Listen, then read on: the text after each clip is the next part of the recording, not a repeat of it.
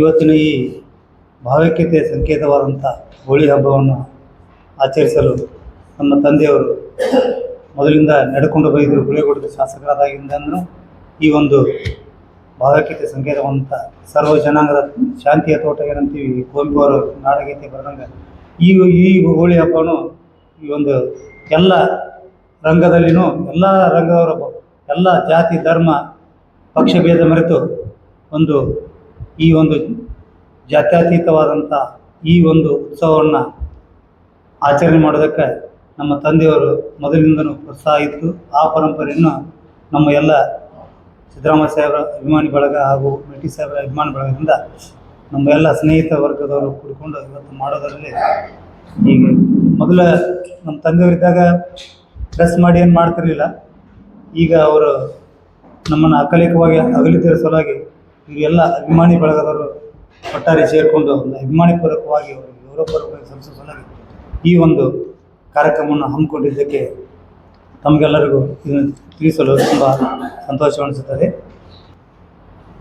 ಬಾಗಲಕೋಟೆ ಜನಪ್ರಿಯ ಶಾಸಕರಾದ ನಮ್ಮ ತಂದೆ ದಿವಂಗತ ಎಚ್.ಆರ್. ಮೇಟಿ ಅವರು ಸನಾತನ ಸಂಸ್ಕೃತಿ ಉಳಿಸುವ ಕಳಕಳಿಯಿಂದ ಪ್ರತಿ ವರ್ಷ ಹೋಳಿ ಹಬ್ಬದಲ್ಲಿ ಉತ್ಸಾಹದಿಂದ ಭಾಗವಹಿಸುತ್ತಿದ್ದರು.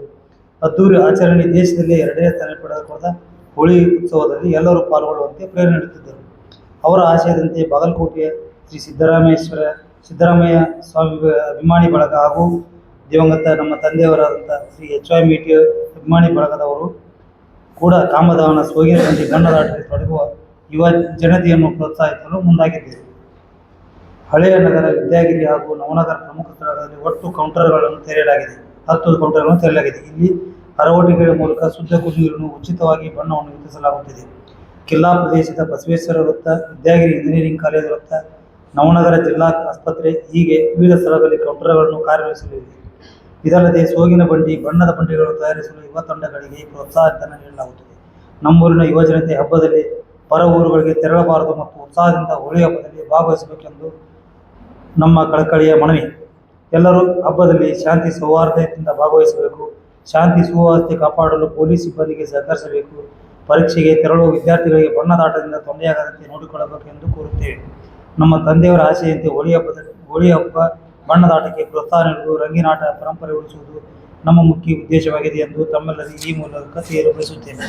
ಮುಂದುವರೆದು ಈ ಒಂದು ಉತ್ಸವವನ್ನು ಚಾಲುಕ್ಯ ಉತ್ಸವ ಹಾಗೂ ಹಂಪಿ ಉತ್ಸವ ಮಾದರಿಯಲ್ಲಿ ಬಾಗಲಕೋಟೆ ಉತ್ಸವ ಹಬ್ಬ ಮಾಡಲು ಸರ್ಕಾರಕ್ಕೆ ಒತ್ತಾಯಿಸುತ್ತೇವೆ ಹಾಗೂ ಮನವಿ ಮಾಡುತ್ತೇವೆ ಎಂದು ತಮ್ಮ ಮೂಲಕ ನಾನು ಮನವಿ ಮಾಡುತ್ತೇನೆ.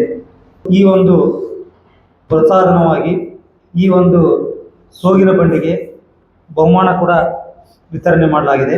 ಮೊದಲನೇ ಬಹುಮಾನ ಸೋಗಿನ ಗಾಡಿಗೆ 25,000 ರೂಪಾಯಿ, 2ನೇ ಬಹುಮಾನ 10,000 ರೂಪಾಯಿ, 3ನೇ ಸೋಗಿನ ಬಂಡಿಗೆ 5,000 ರೂಪಾಯಿ, ಬಣ್ಣದ ಗಾಡಿಗೆ ಹೆಚ್ಚಿನ ಬಣ್ಣದ ಗಾಡಿ ಮಾಡುವ ಓಣಿಯವರಿಗೆ ಮೊದಲನೇ ಬಹುಮಾನ 15,000 ರೂಪಾಯಿ, 2ನೇ ಬಹುಮಾನ 10,000 ರೂಪಾಯಿ, 3ನೇ ಬಹುಮಾನ 5,000 ರೂಪಾಯಿ.